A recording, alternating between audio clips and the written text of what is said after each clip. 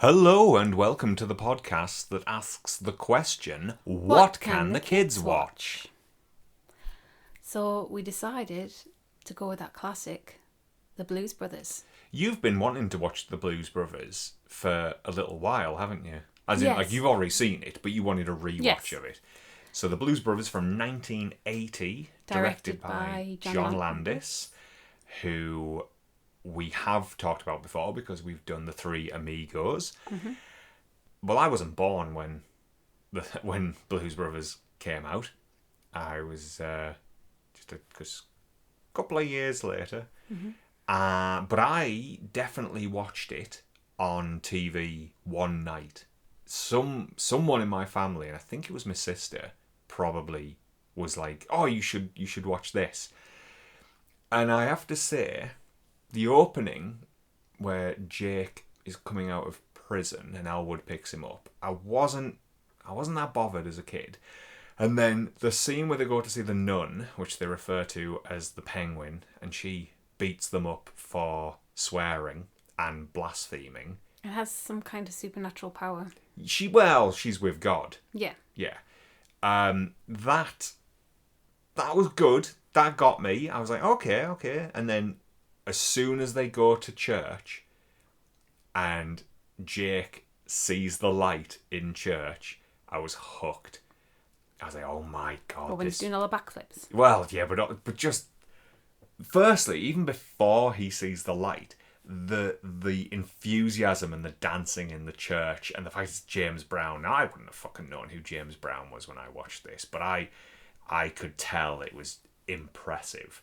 And I loved how big everybody's like dancing was, and I thought it was so fun, and I loved the music, and then just that light shining through, and the sort of hallelujah music, and when James Brown shouting, "Do you see the light?" and he gives it all like, yes, Jesus hates tap dancing, Christ, I can see the light, and then he just goes into the dance. I was like, I'm hooked. This film is amazing. What the fuck is this film? And I watched it a lot. I watched it so much, and I will have bought a VHS eventually, but whichever channel we'd taped it off, that one, I wore that tape out probably. So yes, I watched the Blues Brothers. It's a 15 certificate. I will have watched it probably before I was 10. Like our own kids. Yes.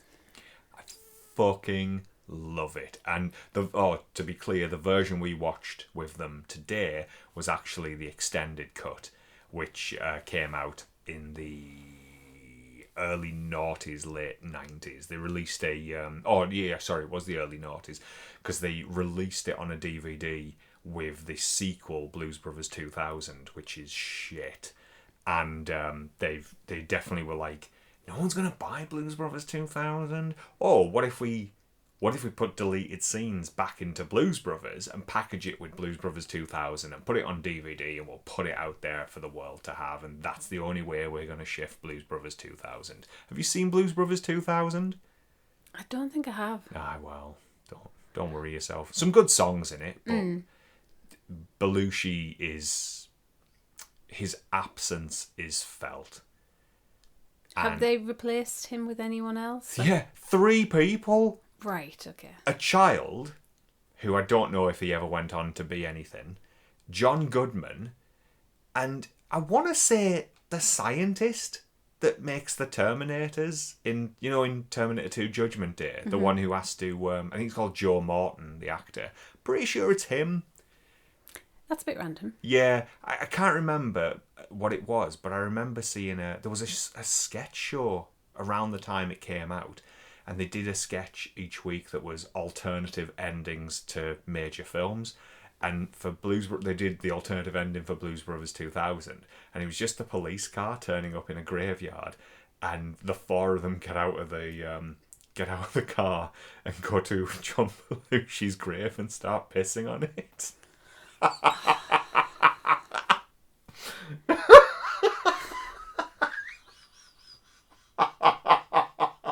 Well, it tickled you. Dude, yeah, don't bother with Blues. Anyway, why the fuck am I talking about Blues Brothers 2000? I don't know, because we're here to critique the original. Yes. Or certainly the extended cut of the original. Yes. So, the Blues Brothers started off life as a sort of a real. I mean, they were A real band. yeah. in I a mean, way.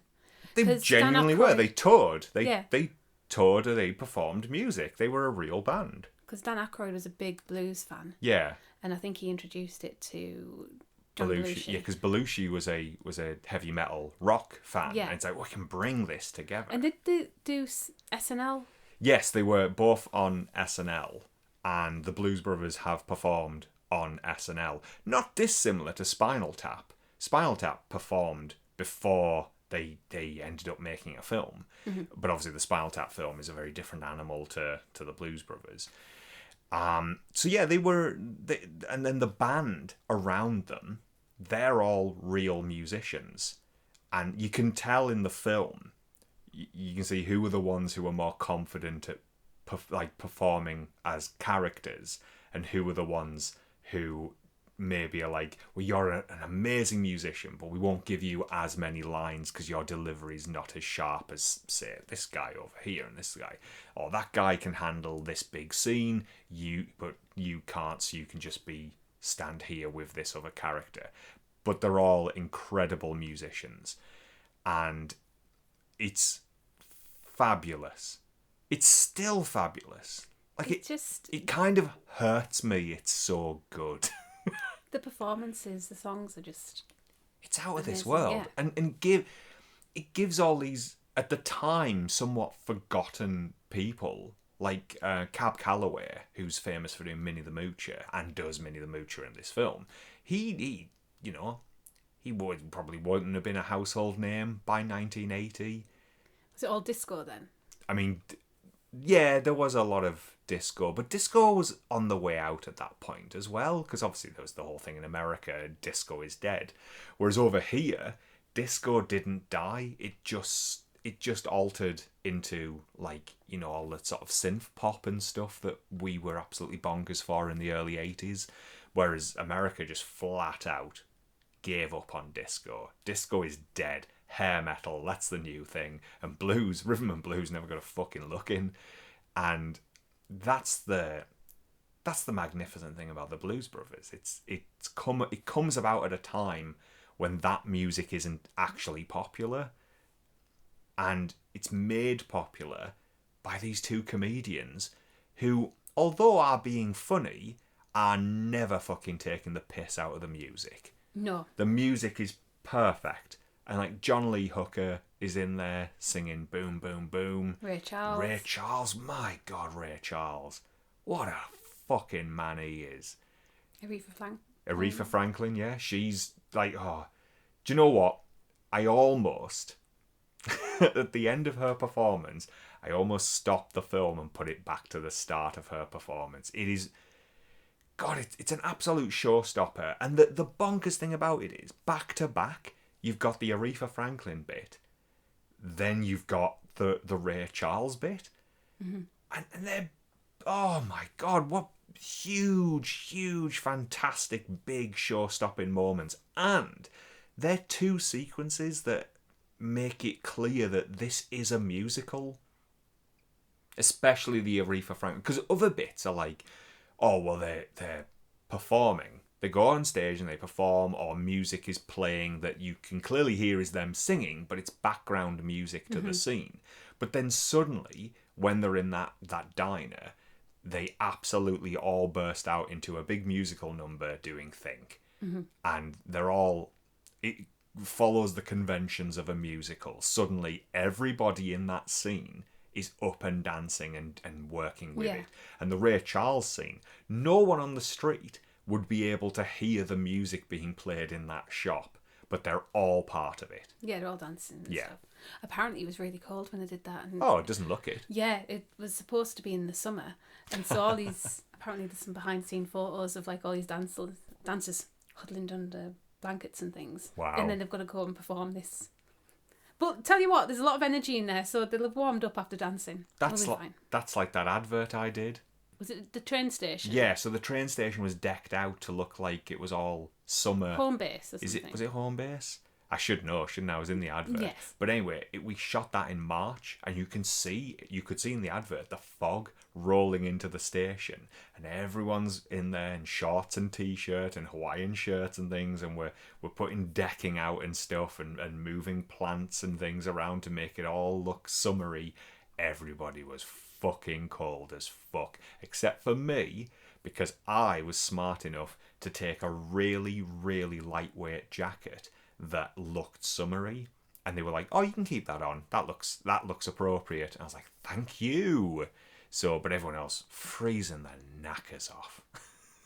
So you can appreciate the dancers. Yes, in yeah, those weathers. and also those dancers out. As soon as I saw the way the dancers were and the location, it's like, oh, that's like the precursor to Michael Jackson's Thriller, where also directed by John Landis. But there was just the way it was shot, the way they were dancing. I was A couple of moves. Were like, yeah, some of the moves. I was like, that looks like what became Thriller. That's awesome. John Landis absolutely loves a big mad bonkers set piece, doesn't he? My God, the mall. Oh, the mall. The mall. Wasn't even thinking of the mall, but yeah. Yeah, so they wanted a big scene in the mall where It's a car chase through yeah, an active open mall, and they found a mall. that was, I think it was been empty for a year. Yeah, I think, wasn't it due for demolition? I don't know. Well, if it was, they were probably fucking lucky to get it. But and then they invited franchises and things to come and dress it, and obviously they'd have units that they could crash into and units that they couldn't crash into. Yeah. And apparently they had to hire security guards to make sure that like people didn't nick things. But according to the behind the scenes, some of the security guards were nicking stuff. So they had to have security guards to watch the security guards. So like I think anything that wasn't like nicked or didn't get trashed just got taken back. Yeah, so but to their respective companies. Yeah, so because you have that big bit in Toys R Us, and oh, everything in there is amazing. but like, Also, it's for that scene opens with that guy. The lady says, is there anything else you're looking for? And he goes, yes. Do you have a Miss Piggy? And Frank Oz is in the film earlier as the guy in the prison giving Jake his things back, and that's Frank Oz. He's Miss Piggy. that scene, I did think that we were going to get questions as to what is a prophylactic. Oh yeah, so he's got a unused prophylactic and a soiled prophylactic in his possessions when they're being given back to him. But they said what's that? And I went, nothing. No, yeah, and then you proceeded to laugh really, really loudly, and they were like, "Well, it must have been funny. What is it?" Yeah, well, I can't not laugh. I can't. It's a wonderful film. Anyway, going back to the mall, The mall, yeah. the amount of police cars that get trashed and the amount of people near misses, and it was just how they set that up. Yeah. I do not know. It'll have been a long, tiring shoot. And it's not just the mall. It's like the So much glass to clean up. when they've left the gig at the end, and the police are after them, and then the army's after them, the Coast Guard is after them, The Nazis are after them. the neo-Nazis are after them, The good good old old boys are after them, The bar owner with the good old boys. yeah, Carrie Fisher, the jilted love, she's after them. God, how good is Carrie Fisher? The kids loved her. The girl, she totally said at one point, she's amazing. And I think it was after she'd used the rocket launcher. and obviously the boy, he went, she looks like Princess Leia. And we were both at the same time went, it is Princess Leia. And they were like, oh. But yeah, it's good because you don't see Carrie Fisher turn up in other things very often. She's in the Burbs. Yeah, and she's in Drop Dead Fred, but she's not in a lot. She became a script doctor for a long time. She's very much like the person you would go to pep up a script, and then she wrote her own books and stuff as well. But yeah, didn't see her as much. Didn't see her as much as I would have liked in films. I think she's very good. I think she's very beautiful in this film actually as well. Well, she's a beautician, isn't she? She is, but but she's got a natural beauty as Carrie Fisher. Or she had a natural beauty. Obviously, no longer with us. But What yeah. was the beauty salon called? Curl Up and Die. Curl Up and Die. Yes, perfect, utterly perfect. Yeah, he jilted her at the altar, didn't Yeah. he? And she's out for revenge. Do you know who else is dead good? Who? Also no longer with us. Who? John Candy. Oh yeah. There's so much going on in this film, and there's so many people that I sometimes forget John Candy's even in this film. And that's not a slight on John Candy. That's more of a, this film is full. This film is jam-packed and everybody's great. What else?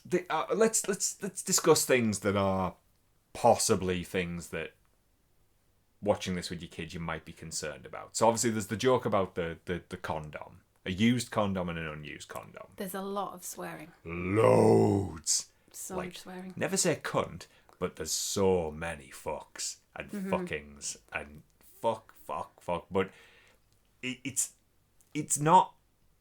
Oh no, it is. It's there's a lot. It's a lot. You can't hide from it. They swear a lot, and it's violent swearing as well. You're gonna look. How are you gonna look trying to eat corn on the cob without no fucking teeth? It's very visceral, violent swearing. I remember that line. Yeah. Well, From years ago. I say it. Because we watched a different version, I've never seen the petrol station blow up before. Yeah, was their fault. which seems cruel. It does, yeah. Yeah. And it's just like all this mad shit is happening around them, Yeah. but they're just taking it in their stride and not even acknowledging it. Yeah, they're cool guys. Yeah, like they nearly get blown up by a rocket launcher and then they just pick themselves up, dust themselves off and walk up some stairs. And a flamethrower next to hitting a propane tank. Yeah. Yeah. But there's one other thing. Because the violence, yeah, I wouldn't worry too much about the violence, because the violence is very, very cartoony. Very cartoon, silly. I mean, there is that element of they do walk away from stuff that would have killed them. But to be fair, fuck that if that's your fucking problem. Because you could watch Home Alone. You could show your kid, you could legitimately show your kids Home Alone. And if the kids fucking tried to replicate any of those traps because they think, oh well, nothing bad really happened to the wet bandits or sticky bandits, you lose count how often they'd be dead. Do you know what the worst one I think is? And it's not one that will kill you.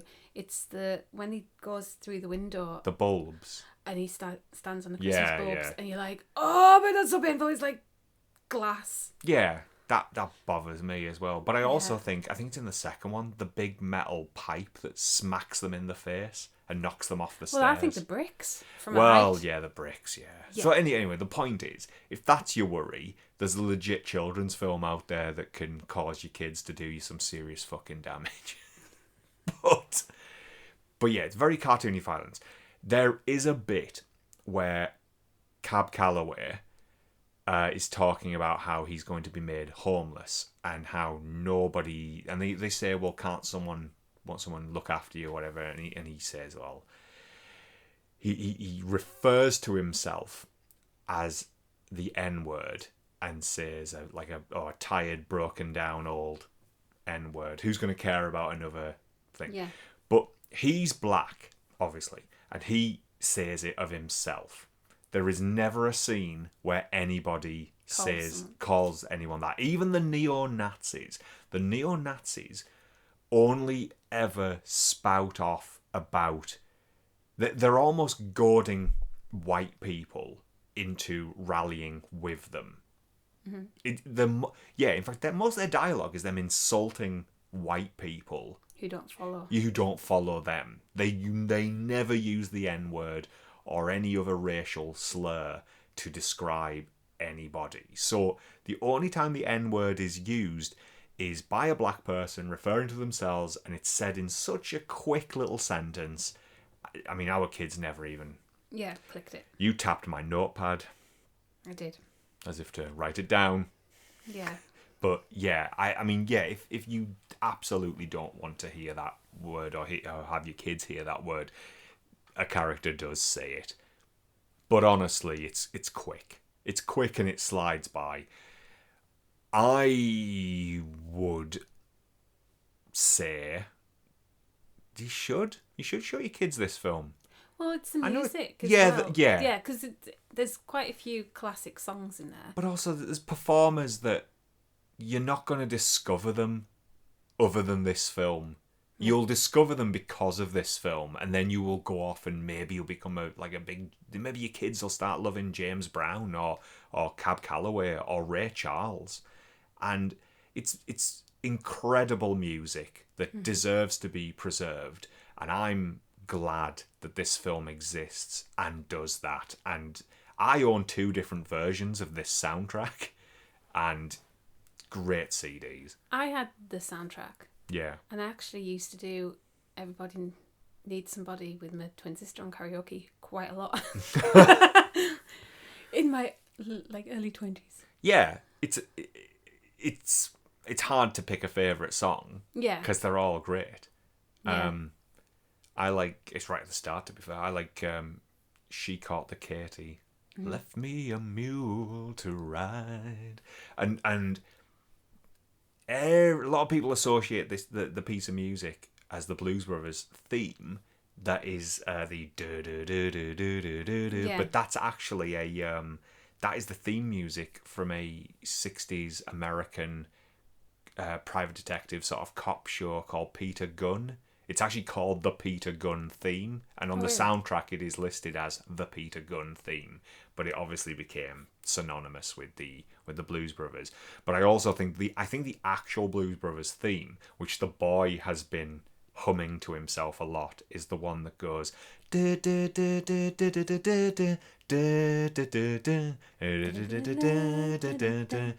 is because that's the theme when they're smashing up the mall, but it's also the theme that plays when they first come out on stage at the end, or towards the end when they're doing the big show to raise the money. We maybe should mention they're trying to raise money to save the orphanage that they grew up in, but the nun won't take their ill-gotten, like, it has to be stolen earned. money. Yeah, it has to be earned, and the band is all they've got. Yeah. They're on a mission from God, is what they keep saying. I feel like if they explain that to people a bit clearer, rather than just saying we're on a mission from God, I think they'd have got more help. If they just said we're trying to save the orphanage that we grew up in, I think people might have been like, oh shit, oh actually, well, we'll help you then. But just going, we're on a mission from God, is like, fuck you. Nowadays it'd just be a GoFundMe. Maybe. Yeah. So yeah, I loved it. I loved it. I love this film. One or two things that kids, but Prophylactic and the use of the N-word Yeah. and all the swearing. yeah, but it's just a fun film, and It's not just rhythm and blues either. You also get the theme from Rawhide and Stand By Your Man, and they are performed incredibly well. Yeah. Yeah, there's a few stereotypes in there as well. Oh, what, in the country western Yeah. bar? Yeah, that's very funny though. I love that they show their appreciation by throwing bottles at them through the chicken wire, and it just, oh my god, this incredible bit where Dan Aykroyd, it's just a close up on him, and he goes the theme from the TV show Rawhide, and then this glass smashes into his face, and he without even missing a beat, he just goes, "Thank you." And I mean, it won't be real glass, obviously, but it's so good. You can see the fake glass, glisten on his face, and whatever liquid was left in the bottle. It's so good. Is there a video somewhere of how many cars get trashed? Oh, like a body count? Yeah. Of the cars? Oh, maybe. I mean, it held the record. Do you want to know something? Actually, it held the record, and the film to beat it was Blues Brothers 2000. And really? I will say, I mean, the pile up in Blues Brothers 2000 is insane. Insane how far that goes. It's just It'll be the only compliment I'll That and the music is the only compliment I'll give that film. It's just like, obviously those bridges that go up and split into two to let big Yeah, ships yeah, pass. yeah. It's just The some of jump. some of the stunts. I'm just like, how the hell did they do that? It is impressive, even It is. now. Yeah, yeah. And with the cars piling up and hitting each other, and even the blues mobile, Yes. like missing, like doing the turns and things, and like missing cop cars and whatever. It's just. It's magnificent. Well, I think Dan Aykroyd he wrote it, didn't he? Yeah, he co-wrote it, yeah. Yeah, and I think he was a big, like, petrol head. He still is. Yeah. Does love his cars. Yeah. And his vodka, which is never mentioned in this film. But Okay. he has that vodka in a crystal skull, doesn't he? Does he? Oh, do you not know this? No. Oh, he sells, it's like called Crystal Head vodka, and it's vodka in a skull. Oh, cool. I think I've seen some of them before. Yeah, he's been doing it for years. Well, he owns that. Yeah, that's his. Really? Yeah. Like when Paul Newman had his salad dressing. Not as impressive. Have you ever tried some of it? No. I mean, I haven't tried the salad dressing, but I have tried some of Paul Newman's sauces, and they're fucking good. Really, really nice. I've never tried... Oh, no, we have. I have tried some of Lloyd Grossman's sauces. Mm-hmm. You don't want the words gross man on, on a fucking sauce you're going to buy. But I suspect he's done quite well off that. Yeah. Um, I'm going to have a look for that vodka. They say... I'm sure... Oh, do you remember the film critic Barry Norman? Oh, yeah. Didn't he have pickled eggs? What? I'm sure he had his own pickled egg empire. Not exactly vodka, is it? No, I hate him. He's a cunt. Okay. He's dead now. Okay. Don't speak ill of the dead. No, all right. He was a piece of shit. He used to purposefully give bad reviews to horror movies because he just hated horror films. It's like, you can't fucking do that. You cannot suddenly just turn around and go, oh, I will not give that any kind of good review because I don't like horror. That is a bit unfair. It is. He was cornered in like either Pinewood or Shepperton or whatever when Clive Barker Clive Barker didn't direct Hellraiser 2, but Hellraiser had received a really bad review from Barry Norman, as you'd expect. And then Clive was part of Hellraiser 2, and Doug Bradley was there in full Pinhead makeup, and they were walking down a corridor, and they bumped into him, and they dragged him into a cupboard, and basically said, "You're a piece of shit. You shouldn't be bad-mouthing our films just because they're horror films and you don't like horror. That is unfair. A lot of people work so hard to make all of this work, and you're just trashing us on personal taste. That's not your job. You have to critique the film based on the genre that it presides in. It's not for you to just go, it's shit because it's horror." And then Hellraiser 2 actually got a favourable review off him. So he was a fucking turncoat coward as well. Couldn't even fucking follow through on his own convictions. He should have gone on TV and gone, do you know what? Doug Bradley and Clive Barker threatened me, and I still think this film's shit because I don't like horror. So yeah, he didn't even stick to his convictions. Just liked his pickled egg money. What a cunt. Anyway. Touched a nerve there, didn't we? I just fucking hate him. Anyway. Blues Brothers. I don't know what he thought of Blues Brothers, but if he didn't like it, he's a cunt. Anyway. What do you think of it? I love it. I absolutely love it. Do you know what? Recently, maybe within the last year, I was asked to do a top 10 films, and I didn't add Blues Brothers to it.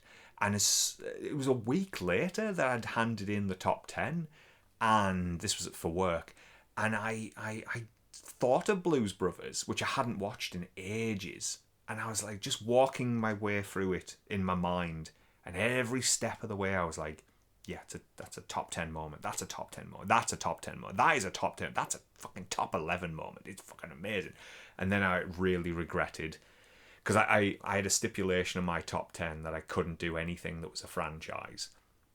So, like, you know, I couldn't have a Bond film in there, and I couldn't have, like, if there was a horror franchise I love, I couldn't pick one of those. It had to just be, like, it could have a film could be on there that has a sequel, but it couldn't be, like, a major franchise list. It all had to be basically standalones with either no sequel or maybe a substandard sequel.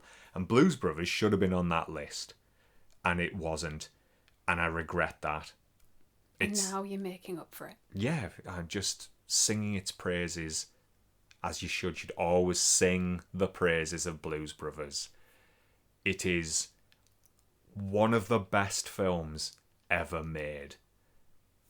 I'll go that far. It also has a cameo from Steven Spielberg. And Twiggy. And Twiggy, yeah, of all people. I do not know why Twiggy is in that film. I think that's a very weird choice to stick in there. Understand Spielberg. Yeah, because John Landis likes to include other directors as cameos in his films. Hence why Frank Oz, as well as being the voice of Miss Piggy, Frank Oz does direct films. He did Little Shop of Horrors, for example. And, Dirty Rotten Scoundrels. Oh, yeah. I love Dirty Rotten Scoundrels. Anyway, I love Frank Oz.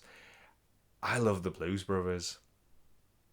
I do too. had a massive fucking grin on my face throughout all of it. And I was almost weeping sometimes just because of how happy I was that this film exists. And happy that I discovered it as a child. And it's been a part of my life for so long that it's like this is a film to grow up with. This is a film to grow up with, and then eventually you don't watch it for a good long time because you've watched it so many times and you think you've got it all, and you say, yeah, I'll get back to that eventually. And then after maybe a decade, you'll stick it on again. And it's like, wow, this film deserves to constantly live in my mind, and it does. And because I do have some of the songs in my playlists, and I do think about it a lot. And I have, maybe last year I was showing the kids the scene where they're in the mall wrecking the place, because I was listening to the music from that, and they were like, what's this music? And I was like, oh, it's from this film, it's this scene. So it was always on my radar that I was going to show the kids the Blues Brothers, and I'm glad we did. I don't know if they took it on as much as I did. No. But they did really enjoy it, and they were laughing a lot. Yeah. I'm glad most of the humour was there for them, and they really got it. And they loved how wacky it was. They loved how big and like crazy violent, but in a comic book fashion it was. They just had a great time, and I'm really, really glad to have introduced that to them, and I hope it's something that in years to come they'll still think about the Blues Brothers. Good. It should always have been on that top 10. Put it on a t-shirt. What, Blues Brothers should have been in my top 10? Yeah. Should have been number 1. Oh, I want everyone to watch Blues Brothers. Okay, so we definitely recommend it. And Nah, it's shit. All of this has been a performance. No, yeah, it's wonderful. It's so wonderful. And look, if you do show your kids it and you're really offended by all that bad language, fine. I can't. I can only say that I showed my kids it, and I have no regrets whatsoever. So, will we be showing them the sequel? No. Okay. I'm not even going to show you the fucking sequel. Okay, you're going to hide the Blu-ray. I mean, I don't own it on Blu-ray. I'm not. I've already got it on DVD. But I mean, to be fair, if you want to watch the sequel, you can. Aretha Franklin is in it still. Yeah. And like I said, the songs are good, but every single song is like just a step below any song in the first one. Okay. But you'd only be watching it for the songs. There's a bit where they become zombies. Okay. Yeah. There's like a sort of a weird Cajun voodoo bit, and they become sort of zombies, but it's not. It's not as good. It's probably worse because of how much I love the first one. Okay. Right, so we recommend the Blues Brothers. I hope that's clear. Yeah, and we don't recommend Barry Norman. okay. Anyway, we'll see you next time. Bye. Bye.